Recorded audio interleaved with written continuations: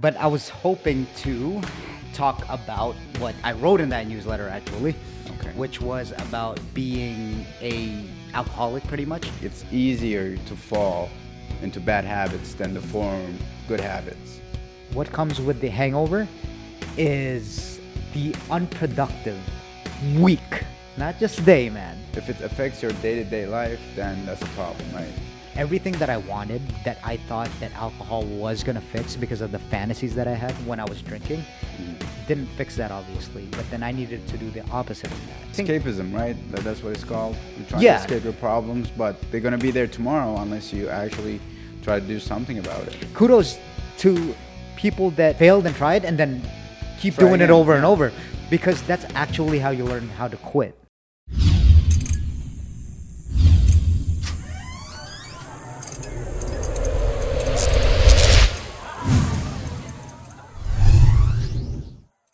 So I wrote a newsletter that it's been a long time coming. I I've been- subscribe. Yeah, thank you for that. But I was hoping to talk about what I wrote in that newsletter actually, Okay. which was about being a alcoholic pretty much. I called it, on the title, I put ex-drunk because I think this is going to sound really weird, but I think it has like a good ring to it. I know that in the like alcoholism world, in AA and all that, Right. like once you're an alcoholic, you're forever going to be alcoholic. And in some sort of sense, I kind of believe that because, with genetics and stuff like that, and if you Yeah. have a predisposition, and you inherited it from your family, Right. then yeah, it's always going to be there with you. But mostly, I think it's easy. I think they say that because it's easy to fall back into bad habits. Alcohol is so Easily accessible. Yeah, easily accessible. I mean, shit, it doesn't take much. You just, even if you're underage, you could just Fake ID. ask an adult, fake ID, or you could just ask like your older brother or, an adult to get it for you. And then here we are, we're off to the races. You might think like I'm an alcohol demonist. I demonize alcohol. I don't. I drank alcohol myself. For those of you that are new, I am an alcoholic pretty much. That's why I quit 2.5 years ago Ex. after drinking 20 plus years of just ever since I was 16. So I'm 39 now. Yeah, 20 years of just drinking every day, shots of whiskeys, those 750 milliliters. I've said this before, but Bourbon 700 or scotch? bourbon for Ah, sure. there you Actually, go. it's everything. It doesn't matter. Actually, everything. Honestly, like it was bottles of wine, anything that I could get my hands on. Okay. If bourbon happened to not be there, Ah, right? okay. I drank tequila. I drank all of it, man. Honestly, and it's not for the taste. Yeah. It's for Feeling, The yeah, feeling yeah. of The buzz. yeah, it's for the feeling of alcohol. So today I wrote that on, or not today, but I wrote that on the newsletter this week that I'm an pretty much I'm an ex-drunk that does martial arts that is now like self-improvement kind of guy. And I owe a lot to, the whole self-improvement space.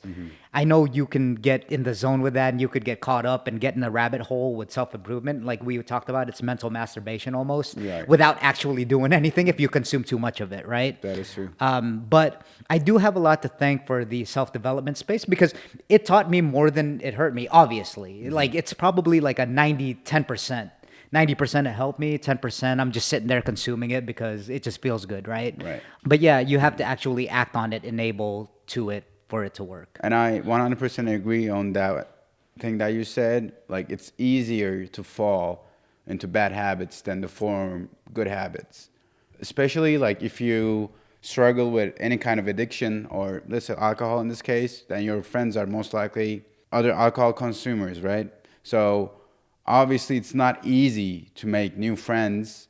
So, if you say, like, you quit alcohol, whatever, and next Saturday you meet up with your friends, you're watching UFC fights, or you go to the local bar that you used to go to, and you tell them, yeah, I'm staying off of liquor for now, and they're gonna, one drink here and there. So also, like, that circle of influence is very important if you are struggling with any sort of addiction. It doesn't have to be alcohol, but in this case, like what we're talking about. Yeah, definitely. I mean, that's my quote. You are who you hang out with, and that includes being around people that drink very heavily and that always drink consistently. Right. And no, I'm not telling you to just kick them to the curb, if you're quitting alcohol, but there has to be a little bit of drastic measure coming from a hardcore alcoholic, there has to be some sort of measure where at least in the beginning or the first few weeks, months, whatever it is,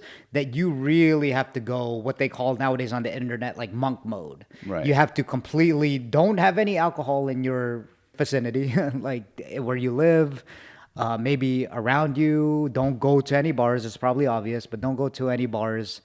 But yeah, I wanted to kind of, before we get into that, I wanted to talk about more of what alcohol actually does, like from a human experience. I think we all know about the hangovers, but I think I want to talk about more of the specific nuances of what you can do now and what you can't do now compared to how it was to drink. Right. So I'll start off with this. I'll start off with just everything that you do from this point on, you're accountable. Yeah, that's you're true. accountable because No excuses. so say when you do get on the wagon, like of not drinking or doing anything for the most part, you have alcohol. You don't have alcohol to blame anymore. So if I go out and do something stupid, that's just you, man. Right. And it's not to say that you could have made that excuse with alcohol in the first place. I mean, you're the one that drank and did all that stupid thing. But now you really can't hide from, or you can't blame anything or an entity or whatever, an object for your own faults, right? Like we all know the feeling of doing something stupid after a long night out, whatever it may be. And now if you do something like that, that's probably just a behavioral issue and you just can't blame that with alcohol. But it's such a relief to be able to get that in control, because when I was like I said, I'm not fucking around when I say I drank like I did. That's a lot of whiskey on an empty stomach, man. Yeah. And to get to that level, you are on autopilot, my friend. Like the next morning, you absolutely, for those people that don't really know, say if you're just a casual drinker or a social drinker, whatever that may be, man, when you go in deep, maybe 10 shots deep, a bottle deep, comes a certain point where you're having fun, probably for an hour, depending on you. And then that last shot you take, maybe it's the 7th or the 10th. I don't know. Everyone has different tolerances, but my friend, you are in for it, man. Yeah. You are completely on autopilot and don't have no idea what you're doing. Yeah. Right. For the rest of like the night. I 100% agree, especially like the blackout days. If you ever experience blackouts, like there are certain days that I went home. I don't remember how I got home. I just wake up. I'm blessed that I was able to wake up. And then the next day, like I'm trying to like pick up the pieces. Like they're texting my phone, unexplained text, unexplained calls. I don't know how I got here. I don't know how did I get into the Uber. I might have get robbed, killed, raped. Hopefully in like that order or something like that. Because I mean, if you're gonna get raped, you want to get it first? I don't know. Okay, go ahead. That's it. That's a different topic. Okay, go ahead. But I'm blessed that I got all my limbs, didn't get robbed. Millions of bad things could have happened if you're blackout drunk, especially that level. So you have to have trust in your company at the same time. So there's certain days that I choose not to drink so I can carry my friends, and there's certain days that my friends did the right thing of not continuing to drink so they can help me with good for you for even having that. But when I was drinking, they were always looking out. Sometimes no one. Yeah. They were always looking out for me. Yeah. But sometimes no one would, because everyone would just be fucked up. Right. So that did happen too, but Yeah, and you know what you like relating to what you're saying, that's such a scary thought. Right. When you're sober, and if you actually sit there and kind of reflect on it, that wait a minute, you have no awareness of what you were doing. And I'll tell like a small story of that, right? When I was in San Diego and a friend, he was kind of a troublemaker like me. He was into all these other drugs as well. For me, I've never done drugs. It's just alcohol. That was my kryptonite. But we had gone out. He had visited from wherever he was. I think it was Long Beach he was living at that time. He visited me and he called me up. And he was always a childhood friend of mine. So he was down in San Diego for some military event, whatever. He was like, yo, Chris, I haven't seen you in a while, blah, blah, blah. He was like, you want to go out, catch up, have a few drinks. And I was drinking still by then. But I already knew, right? Yeah, it's tradition. It was just, for me, it was just like, okay, yeah, of course. Yeah, and so we go out. Everything's going good, like it always does. The first hour, the first 2 hours, you're like, "Fuck yeah, this is so fun, man! So good to see you, bro. I love you, bro." You know, and all that stuff. That's when you have the peak. It gets broy. Yeah, the first hour. Yeah, the peak. You're just happy to be there drinking. There's nothing that you'd rather do, actually, right? You have a good buddy there, or whatever it may be, and then you're having drinks. Like what? Yeah. That's the fucking definition of fun. Right. When you're in that kind of alcoholic stage. But so we go there, we're having a good time. And I'm going to fast forward because again, we blacked out. This is just based on what he told me, honestly.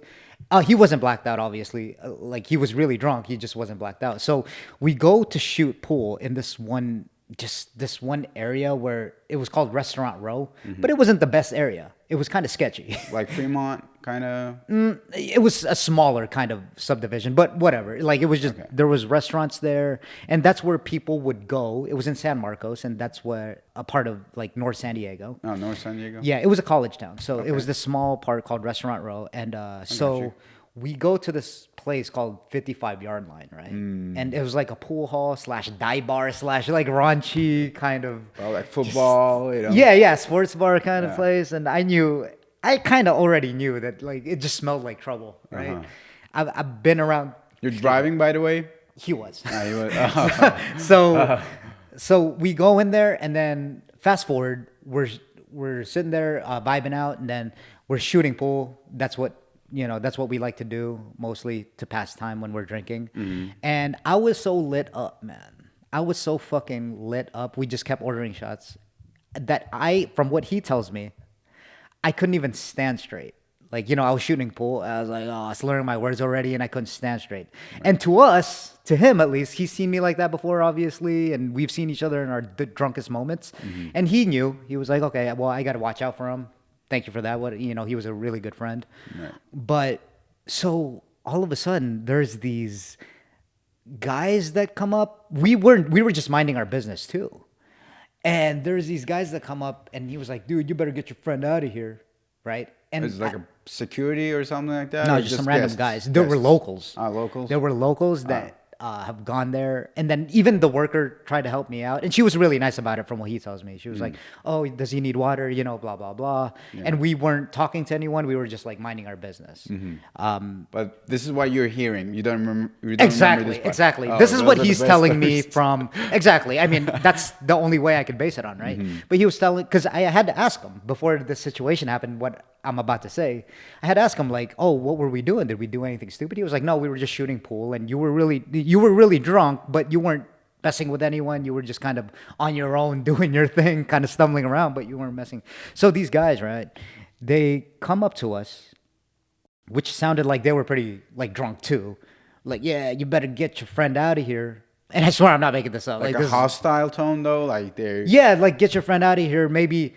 And again, I want to reiterate, I was like, did we say anything to him? Like, he was like, no, we didn't. We were just kind of minding our business.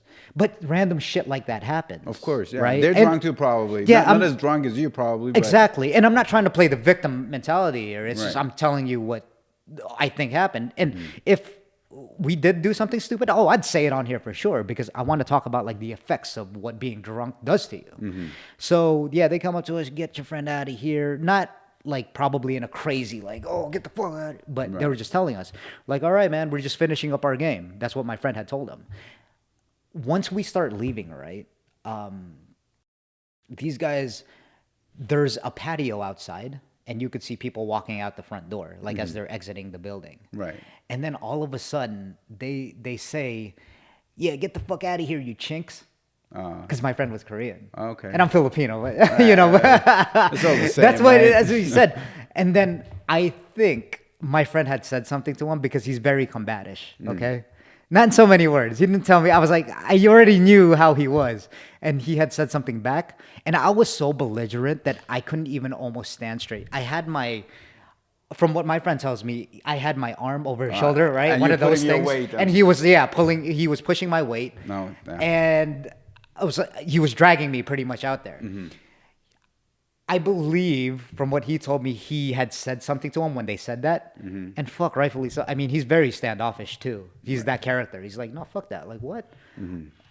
Probably a bad time to do it because he had one guy, he had me, like on his arm, pretty much passed out. And these guys, they come outside and they all of a sudden just start shit, right? And without any warnings, they don't even square up. They start like beating on my friend. One guy, okay? After that, so my friend had to let go of me. My friend gets jumped by 2 or 3 guys. And yes, trust me, when I'm telling this story, I'm very ashamed of it. Like, I understand that. Don't get me wrong, looking back at it. But this guy, they start beating on him, right? Because he had said something back to him about what they said. He starts getting beat on. And then my ass, someone in their right mind, like I'm there almost passed out. I can barely stand straight. This guy goes behind me, gets me in a chokehold and lifts me up with all that dead weight that I have because I don't, like, I can't stand. No, this guy's choking me out from like my foot. Standing, and I'm pretty sure choke. I'm like 5'5". My foot is off the ground as he's choking me out. And I guess my friend was telling me, because he was looking out for me, even while he was still getting jumped. He was looking towards my direction. He was like, hey, what the fuck? He's like fucking, he's fucking drunk. He's passed out. And then I guess the guy realizes that and just drops me to the floor. He lets go of the chokehold because I think he was drunk too. He was very fucking drunk. So he didn't even realize it. He just wanted to just start shit. Right. And he was like, oh, he is fucking, he is like pretty much dead, Right. So he like drops me on the ground. Anyways, my friend's sitting there getting jumped. And I think people just got involved. And again, I want to say that this is coming from my friend's point of view. Okay. From what he tells me the next morning. So I hear, he tells me that the ambulance comes and Police? Yeah, police come and they take statements. So he goes into the ambulance, right? And he has to get treated. And guess what? This guy, the next morning, he tells me he has broken ribs. Oh. Right? And that's why he went to the hospital. I get taken home by the cops, actually. Crazy enough. You didn't go to the drunk tank? Like, they didn't? No, because I wasn't actually doing anything, right? Right. I didn't do anything illegal. I was just really drunk. So these guys, the cops take me to where at that time I was living with my cousin. They take me there, and I don't know how I got to my fucking car. I think they had to have walked me in the front door. Like your driver's license. Yes, your address, yes, exactly. That's what they exactly. find out probably. But what I mean is that getting out of the cop's car to go to the fucking condo, my cousin's condo, to even walk there, I'm sure the cops like probably carried me there or something. Right. And what's crazy is that, so when I woke up, this is what I do remember. When I woke up, she has a stairway going up, right? She has a stairway going up to like the living room. I was downstairs passed out with the door open. Like when I woke up in the morning, the door was open, my keys and wallet were all over the place, and my cell phone and shit. And then I was just like passed out on the stairs. And so that's when I had talked to my friend. And about what happened? he called me, He called me because honestly, there you go. I was blacked out and I didn't know what happened. I didn't know all that happened. The last thing I didn't even know we went to that place called 55-yard line. The last, what I remember was the first hour that we were taking shots. That's the only thing I remember. And then it was donezo from there. Right. But anyway, he had called me and said, hey, what's up, man? I was like, and when I woke up in the morning, I was like, dude, why does my throat hurt? But then that was from getting choked out. Right. I found that out when he called me that morning and he said, dude, I'm at the hospital. I was like, dude, what happened last night? Because I already knew. And he said, oh, yeah, so, and he knew like I was blacked out. So he kind of, that whole, we had this whole, he knows how I was. And so, he explained to me, he was like, look, man, we got jumped. And whatever story I just told, that's exactly how he told me. He was like, yeah, we got called out jinx. And then I had said something. And then all of a sudden we just kind of got into this thing. You were passed out. You got chokehold and all that. But I was like, oh my God, like that's one. So the point is, it's scary. Going back to what you said, someone could have just stabbed you, bro. Yeah, like, you or shot you or something and not woken up. Like, and you wouldn't even know. Yeah, that's it. And crazy enough, not just with that story, I've had that happen Multiple way times. too many times, too many, countless times, to what I could remember, of course, because Right. I was blacked out most of them, right? So, yeah, that's probably one of the scariest things, like the biggest con, besides the hangovers and stuff, Right. about drinking. We're probably going to state the obvious here, but then, yeah, blacking out is just one of the scary, especially in hindsight when you're sober now, Right. is the scariest thing because anything could have happened to you. Yeah, you don't remember. Anything. I had that like recently, actually, like a couple of weeks ago, maybe like a month ago at this point. But I'm not gonna tell the whole story. But apparently, we got kicked out of the bar. Circa, like I don't remember any of it. Like the last 2 hours of that night, like it's just void. Like it does not exist. Yeah. Apparently, like we walked to El Cortez, but you gotta think of it like that. You know, it's not just you're not able to protect yourself, you're not able to protect your company at the same time. So if shit hits the fan and like both or like the whole party is going down because you cannot, control I mean, it just happens, if you're all human, and it's so easy to get alcohol in this town, especially. Yeah. Like yesterday, I was sitting at Rio, just minding my business, sitting at the slot machines, not even gambling, like just talking. And cocktail waitress is like, hey, you guys want some drinks, whatever. And we got 2 shots of tequila, and 2 tequila sunrise were $6. Like that's just crazy deal, right?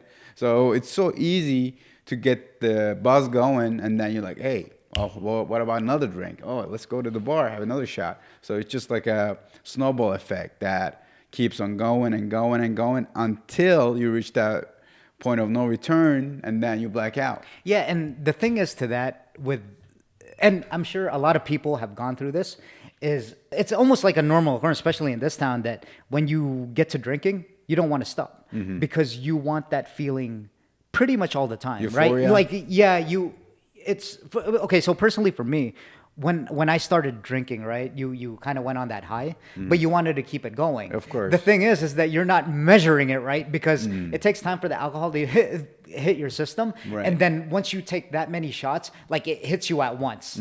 That's what really blacks you out. It's like, it's just stacking. It's just stacking. It's just stacking. Right. But then you keep wanting to drink because it's like, you want to keep that feeling going. Right. Right. But eventually, yes, it does catch up to you. You're like, does. oh, what the fuck? Like, and then all of a sudden that is lights out. Right. So that's number one. That's the biggest con is that you don't have anyone to blame. You don't have anyone to blame for that. You can't be like, yeah, well, I just wasn't feeling right. It's like, wait, see my friend for a long time.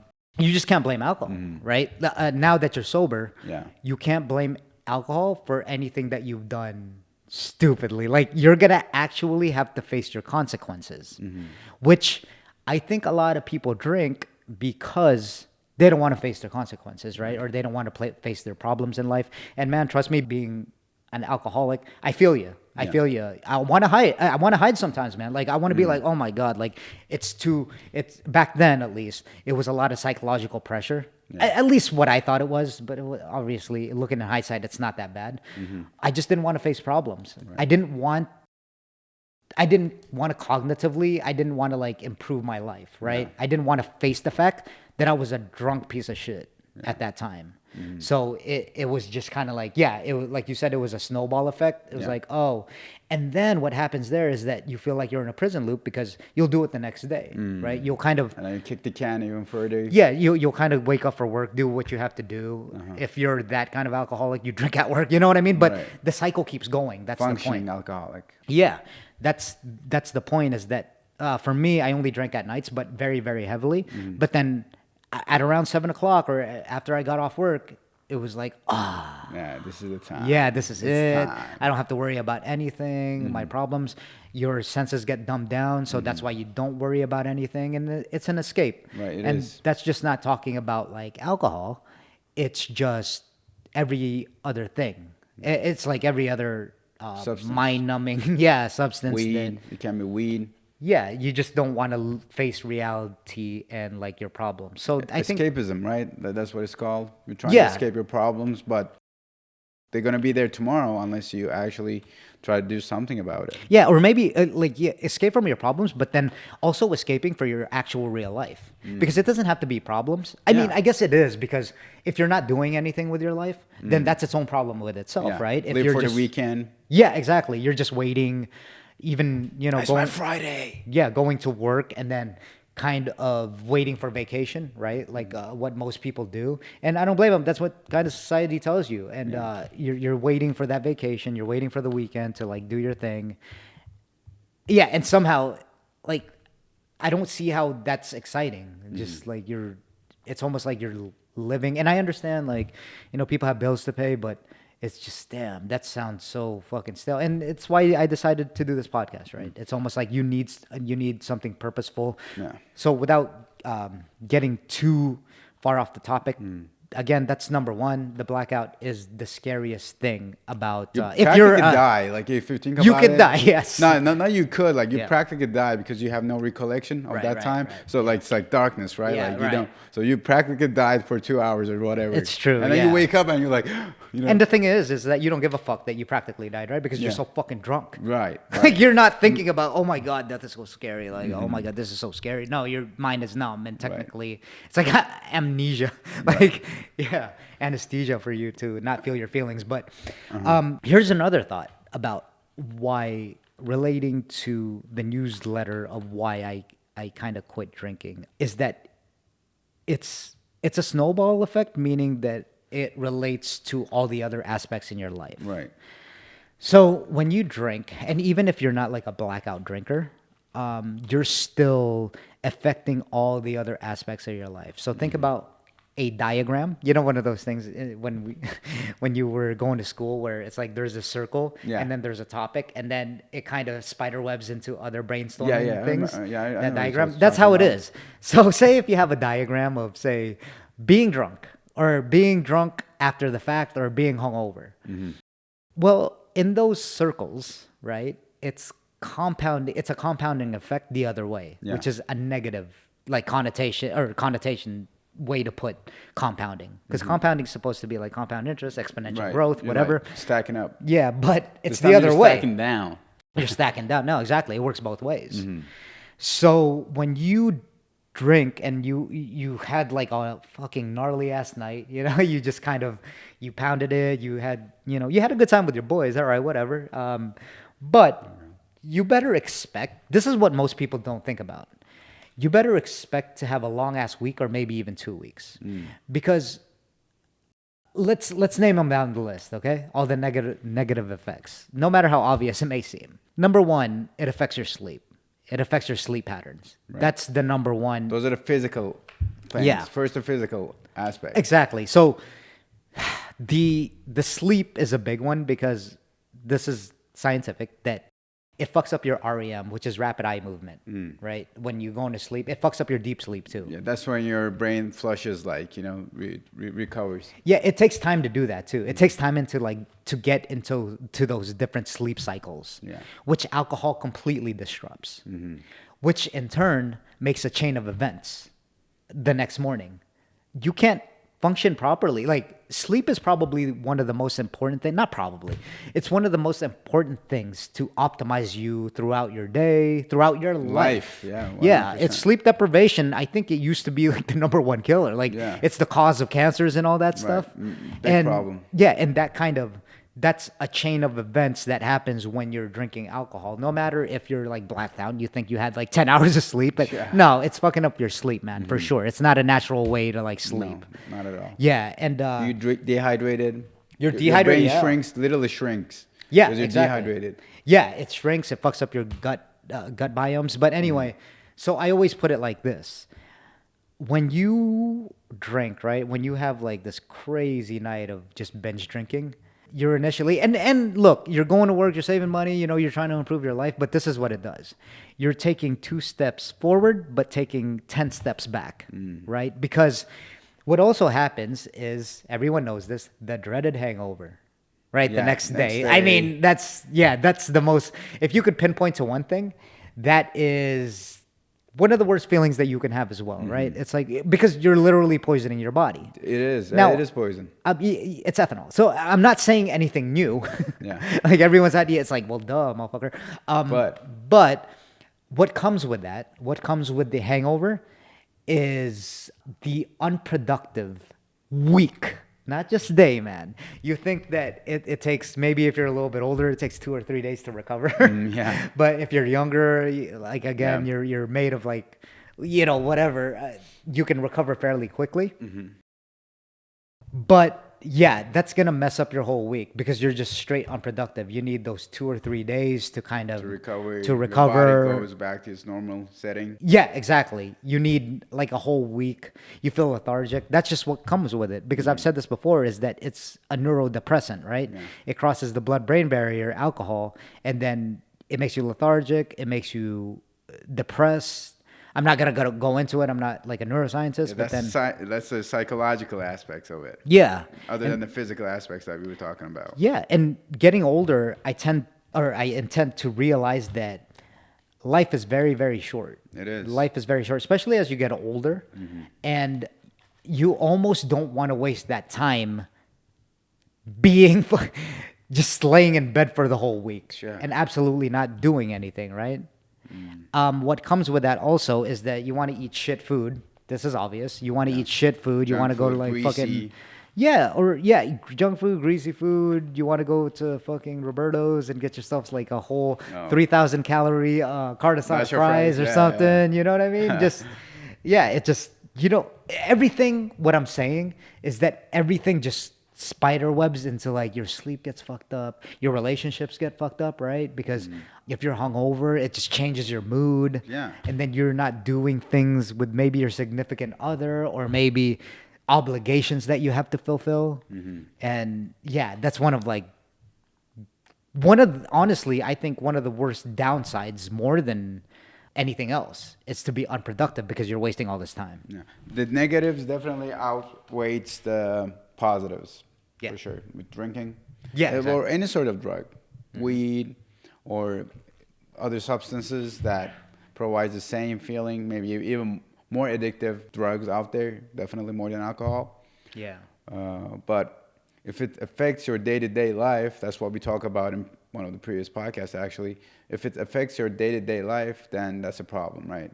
But don't get me wrong, like we did talk about this too. Like if you go out on a Friday night with your coworkers, whatever, or your significant other, and you're enjoying a glass of wine or two, having a good dinner, like a nice supper, whatever, then I get that. Like I think that's what alcohol should be consumed. Even though I don't consume it like that, I think that's what it should be consumed for. Yeah, by the way, some psychiatrists, that's how what you just said, that's how they define addiction, actually. It's such a vague way to define addiction, but if it starts affecting your everyday life, that's legitimately how they define it, which is like interesting, which is like, well, there's that line of is it affecting my daily life? Because you can always try to justify that. You could always be like, well, not really, because I didn't have anything planned to do. That's even you know worse, what I mean? though. Then that means that you accepted that vagueness, that you accepted that So oblivion, basically. That's why it's kind of hard to treat it, right? It's almost like, well, I'm sure a psychiatrist can identify if you're it's not like hard to see. It's how many times you drink. Well, if you're drinking for three, even 4 days out of the week, it's like, well, there's kind of something wrong there, buddy. Yeah, depending on like how much you drink. So that's oh man, that's not a good place to be. Yeah, and then also not to mention, it fucks up your workouts and shit. You know what I mean? Like you're trying to go consistently to the gym, and if you're just starting off going to the gym, or even if you've been going for a while, I mean, for some people, It's gonna pause. that's a hard task to do. I mean, when you're that hungover and when you're that like feeling depressed because your serotonin got kicked to the curb, and like you don't have you have a lot of brain fog because of it after a night out. You try to do cardio, but you can't because like you're still hangover. Your body does not react the same. That's the cause of the spider web effect, right? It affects your exercise. It affects your relationships. You're not just cognitively there for your partner, whoever it may be.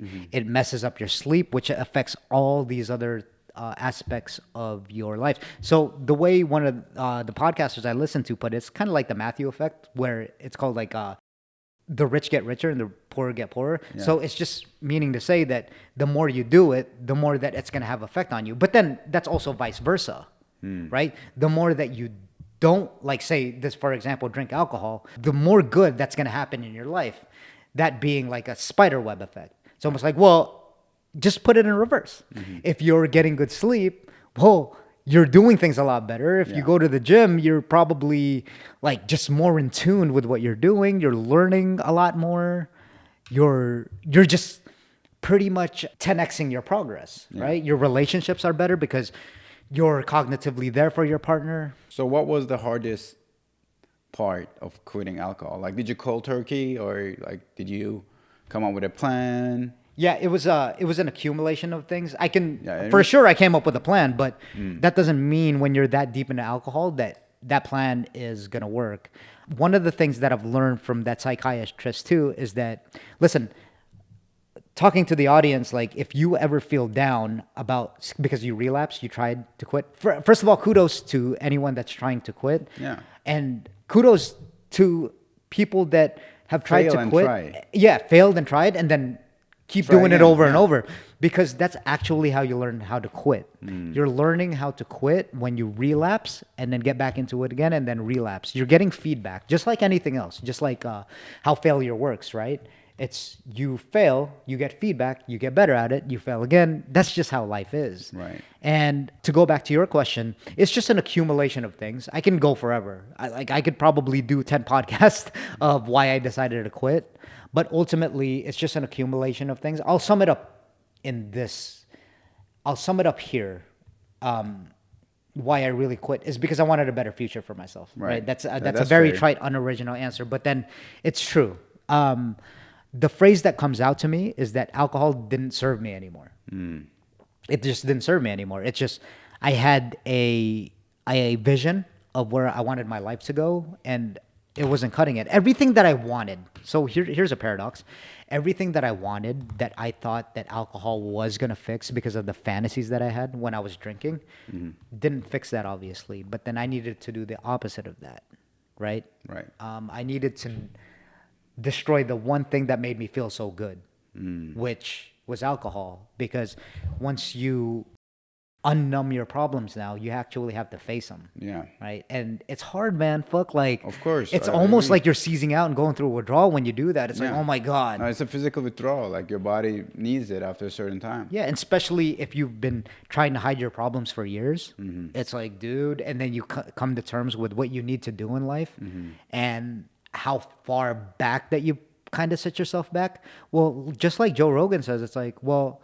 Say if you've been going into the wrong direction, right, in life, and not just with substances, but if you're just, whatever, you're just a deadbeat or whatever, however long that took you to go backwards, right, backwards on your path or whatever, yeah, you're going to have to do that and then go back and take as long of a path. There's no hiding it, man. There's no hiding it. I agree. But the good thing is that once you do, I think that's where kind of like true happiness lies. You know what I mean? Right. I think that's where the ownership comes in play. But I think that comes with maturity. Like I wasn't thinking like this in my early 20s, that's for sure. Yep. But now that you grow up a little bit older, you tend to realize that there's no one to blame. There's no one to blame. Like most obese people, they blame their parents. Like it's just runs my family, or like the way that I grew up with, like with fast food, soda, all that stuff. But you have to understand that it's up to you to change those habits that were formed when you were a kid. But there's always a way out, even though it's harder, because I think that might be even worse than alcohol. Like the food habits that you grow up with, because you don't drink. I mean, certain occasions you don't drink that often if you're 12, but you always eat junk food since you're 5. Whatever. So, yeah, like you said, going back to that road. I think with also going to another reason is that you tend to not go to as many functions because alcohol is so universally used. Accepted. Yeah, universally used and accepted, which is fucking crazy if you think Right. about it. That's just kind of like saying cocaine's like, you know what I mean? It's like Ah, you cocaine being wish. illegal. It's like, yeah. So, yeah, it's almost as if you don't drink, if you're not drinking, you're You're the weird. problem. Yeah, it's you're like, the problem. oh. Like, which is crazy. This guy doesn't like that fun. That's What's how wrong? that's how culturally that's how culturally embedded alcohol is in our society, right? If you don't drink, it's like, why aren't you drinking, man? It's like, wait, what? What do you Yeah. mean? Because I don't want to fucking drink. Like Right. weddings, whatever. And You a know? social gathering. Yeah, but okay. So where I was going with that, you tend to be more choosy to where you go. Yeah. Right? And call me fucking lame and shit. Call me lame lately, but there's a lot of functions I will not go to now, man. You know what I mean? Like as far as some functions with friends, or if you get invited to with your coworkers somewhere, I just say that sounds terrible. And usually the normal, not normal, but then the old me, the drunk me would say, fuck yeah, let's go. And then there's the pregame, right? Before you go, because you want to get that liquid courage first before you actually enter the party. It's almost like entering it fashionably late, where you're already hopped up and numb off alcohol. And then you kind of go in there, yeah, what's up? What's up, bro? What's up, Bobby? What's up? You know, and all that. Like you're like the life of the party. But if you have to do that, bro, oh my goodness. Like are you sure you probably want to even go there? Right. And like socially mingle? That's not even it doesn't even make sense. Right. If you have to inebriate yourself with alcohol and talk to people that you feel uncomfortable talking to. Like, wait, what? Yeah, but that's just human behavior for, centuries, thousands of years. I understand it. I did build it for a very we- long time, we- yes. we build our barriers, like we all got our walls, whatever you want to call it, and then you drink, and those barriers, they tend to lower, and then it's just human psychology at the same time. So if you're not drinking, then you're like, this guy's like acting sketchy. Yes, I It understand. has that feeling too. Listen, yeah. I'm not judging. No, I completely Everyone teaches completely their get own, it. And so. I'm not judging either as far as like when if you want to have a drink, right? I talked about this in the last podcast. I might seem like I'm knocking on it, but I'm simply saying I'm more choosy to go since I don't drink anymore. I'm more choosy about like what functions I go to. Right. Because it's time, right? Yeah. You could be doing something else with that time. And I get why people have to do it. If you remember, I've said this before, right? In that podcast where I explained why, about the like alcohol? like I'm alcoholic. When I explained that Episode story. 14? No. Yeah, when I told that story, is that you can use it as a tool if you're not an alcoholic. If you're just a social drinking, if you're literally that's what you are and you know it, and if you're honest with yourself, Yeah. you can use alcohol as a tool. Meaning that you can, if you have a little bit of social anxiety and you need that to kind of let loose and shit, fucking go for it, dude. Like I told you, I don't demonize alcohol. I don't. I'm actually, I actually, if you don't have a problem, I actually convince people to drink. I'm like, hey, have a drink, man. My friends know me for that. It's like, why do you keep telling us to take shots? I'm like, well, you're already doing it. You know what I mean? I'm like, have fun. Honestly, I mean that in the most sincere way. And yeah, I convince people to, if you got to let loose, if you're a little bit of an introvert, and if you have to be at a function that you don't want to be at, go for it, man. And if you think you're going to have a good time with it, absolutely. But that's considering, I'm going to say this again, that's considering if you know you don't have a problem, because there's a very fine line between not having a problem, trying to justify not having a problem, and actually having a problem. That's a different ballgame, yeah. Yeah. So what is the one actionable step that the audience can take if they're going through alcohol problems, like any sort of addiction? But for the argument's sake, let's say if someone's struggling with alcohol addiction, like what's the one actionable step that they can do? Man, you're really getting good at this, huh? I like to ask good for questions. you. Good for you. Number one is your environment. I've said it again, so I won't go into it too much. But number one is your environment. Clear yourself wherever there's alcohol. And I know that seems extreme. You're like, I can't be around alcohol. Yes, if you have a major problem, man, stop hanging out with your friends. This may seem extreme, but if you really want to change your life, stop hanging out with people that are constantly drinking, at least, and that don't convince you to be like, hey, man, what's up? Are you going to drink? What? You loser? You know what I mean? Yeah. That's number one. Your environment is the very reason why you are what you are, right? Yes. That's the very reason. Number two, I'm going to go quick on this one because, we'll talk about it in future podcasts. Number two is that it's not even just enough to not drink. Because if you don't do anything and you stop drinking, you don't have anything to put that energy in, right?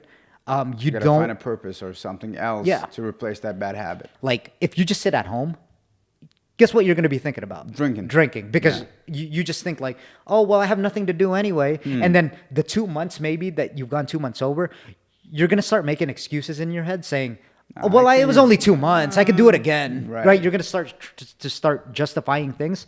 So here's the other thing that people don't think about. Decide not to drink. What I mean by that is that when you decide something, right?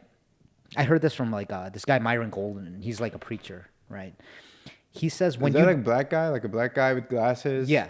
Yeah, I actually went to one of his... one of his video conferences, seminars. he had a talk in one of the conventions that I went to. He's really, really fucking Yeah, he has a big lot of great podcast insights too. Like he has a very big YouTube channel. Yeah.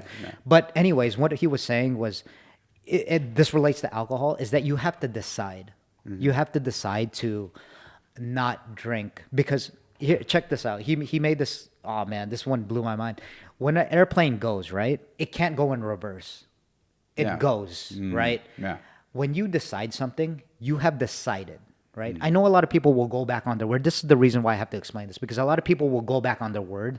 You didn't decide. If you say like just with this podcast, if I say, I'm going to decide to do a podcast, and then we did 2 episodes and then we called it quits, you didn't decide. No. You just had this fantasy in your head. What you did was you failed the attempt. You just did something, and you didn't decide to do anything. You decided to just quit. That's what you decided to do. When you decide something, that means you're all in on it, right? So again, like I said, a plane can't land backwards. When a plane gets going, it gets going. It decided to go up in the air, all right? And that's what you have to do when you're making a decision. There's no half-assing the shit, man. When you decide to quit alcohol, there's no, oh yeah, if I quit, like after a week later. Like, what if? Yeah, exactly. Like, but exactly. It's my Friday. Yeah, so when you decide, and I get it, man. I'm going to say this too, because addiction is very, very hard. And when I say that, I mean this in the most sympathetic, empathic, empathy kind of way, is that I get it. Like, you're going to relapse. And there's certain nuances that I want to get to. Because if you relapse, if you really, really tried, and if you were honest with yourself, and if you say, like, if you really gave it your all to quit and then you relapse, that's okay. Like I said, we just talked about it, that you're learning, right? But be honest with yourself, man. Don't just say you did it for a week and then you were tempted to, and then just fucking, like, and then that was it. You know what I mean? You didn't really try. Like, that only you could tell yourself that. Also, I heard this one thing to, and I know that your question was what actionable steps that you could take, but there's also this one thing, okay? I'm going to say this before I forget, but a psychologist said this, is that say if you do have a substance abuse problem, and say you had a binger, right? Yeah. That one night, and then you feel like shit. You're like, I'm never going to drink again. And how many times have you ever heard that from people, right? Including yourself. Yeah, and you're like, yeah. And then after a week, actually, you didn't drink. Yeah, but you don't decide when you get to quit when you had those kind of nights. When you don't. So what I mean is that you don't get to decide when you quit when you don't feel like drinking. You only decide to quit when you want to use and don't do it. Does that make sense? When you start getting the itch to drink again, after all that hangover goes away and after all your feelings go away about alcohol because you're so fucked up from that night, you when you start getting the itch of like, oh, I want to go out and drink with my friends, or I want to like drink because I have too much in my head, and you decide not to do it, that's when you're making real fucking change, because you're resisting against addiction. You see that? That's when real growth happens. That's when you're starting to learn like, oh, that's a cue, man. That's a cue in your head where you're like, oh, fuck, I'm getting that cue again. Well, are you going to give into it? That's where the real test is. Because think about it, right? There's no point in getting... there's no point in saying that, oh, you're quitting when you don't even want to drink. Like, you're so fucked up from it from prior to that night. What, you're going to recover and drink again? Like, when that happens again, that's when you know. And I want to add something little here to what you just said. And I think the hardest part comes when you decided to quit. But you think, especially it happened to me with weed when I was a heavy smoker when I was living in LA. Yep. And then I cold turkey. I didn't smoke for over a year. But the hardest part was, you're watching a movie or you're doing something that you used to do while you're high or like drunk, whatever, for this podcast sake. And you're like, I'm doing this event. I'm doing this stuff that I'm doing right now. But I would enjoy it more if I was high or drunk. Yeah. But if you can overpass that, that's like you said, like that's where the real growth happens. Like that's when you decided to quit. Because I understand, like it's hard, dude. It's hard. Like I used to love watching movies high. Like that was my thing, right? And now, like after you're quitting, like you're watching a movie, but it's like, it's not like the same. And it's that's not. very hard. It's not. It's not. Yeah. But overcome it, and you actually enjoy the movie more if you can overcome that. Yeah, that's a great point, man. That's a great point. It's actually a skill within itself to do that, right? To be, this, man. You're very like extroverted. When it comes to people, is that it's a skill within itself to be sober and be social. Yeah. You know what I mean? Yes. Where you don't have alcohol as a crutch to be able to say hi to people. Yeah. It's a skill within itself. It's a skill of confidence, of true confidence, to be yourself without anything abbreviating you, without a crutch, without having to drink. Like, I get that all the time. When we went out to Miami, man, we went to, like, my friends, sometimes we'd like to go to clubs and stuff like that just because. No. But, like, I'm so... Mr. 305 over here. Just call me Pitbull, dude. Okay. Mr. Worldwide. Yeah, dale. But anyway...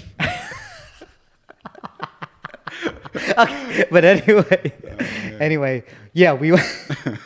Oh God! All right, so we went to this club, and I remember this stuck out to me, man. My friends were drinking, and they were saying, "I don't know how you do that," because I was like, playing around, I was twerking and shit at the club, and I was the first one doing it. And you could see my friends; they were like waiting till the alcohol kicks in, they're taking shots and shit. I'm sober. I'm like. I'm dancing against like strangers, girls and shit. I'm just like doing this shit all fucking sober. They're like, I don't know how you do that. I'm like, dude, it's just a skill of being out there and having fun without alcohol. Yeah. Eventually you're just kind of like, I just want to live life. Yeah, that's it. And then your mindset kind of gets used to that without alcohol. And then you're just kind of like, wait a minute, I can have fun without the use or without like a crutch of needing the substance. But yeah, man, just... some action, that's like some actionable steps that you can take, just your environment. I want to reiterate that because it's so important. If you are who you hang out with, you are what you consume on TV, you are, whatever is next to you, you are that. You are that. You are, it's going to seep into you if you're hanging around people that drink all the time. I'm not telling you to let loose of your friends, but at your own discretion, okay? Yeah, that's very, yeah. And yeah, man, and visually think about where you want to be, have an honest assessment of yourself regarding where you are in life. Because listen, man, it's easier. Look, regardless of how hard addiction is, it's easier to drop something than it is to actually do something. Right? That is true. Like this is like, trust me, man, I know how hard it is, but you literally just have to drop alcohol. Yeah. Like, don't do it. Instead of like going to the gym, right? You have to get up, put on your shoe, like physically. You got to physically go through the struggle. And I don't say this lightly. Again, I don't say this lightly. Like, just drop it. But yeah, I mean, that's literally, you're just taking something away. So yeah. It sounds simple, but it's not easy. It's not easy. Yeah. And again, we'll end it with this. I mean, yeah, we're right there with you, man. We know how it feels. That's why we talk about this. And this is going to be a constant theme of this podcast. This is where it stems from. This is why we decided to do this podcast. Right on. And yes, all we want to do is help people out.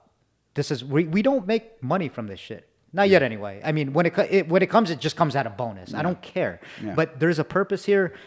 We try to talk about these subjects to be relatable. Hopefully, people could vibe to it, and hopefully, it could change just one person's life. Oh yeah, that's the idea, right? Yeah, perfect, man. All Change right. one person, change the world. Exactly. All right. Perfect. Good episode. Yep.